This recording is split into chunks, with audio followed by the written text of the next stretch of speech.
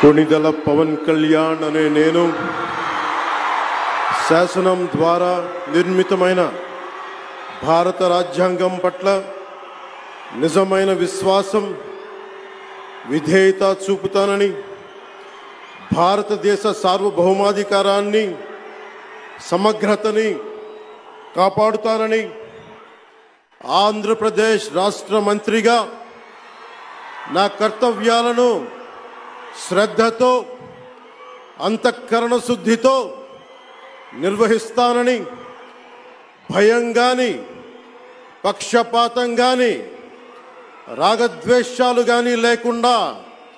రాజ్యాంగాన్ని శాసనాలని అనుసరించి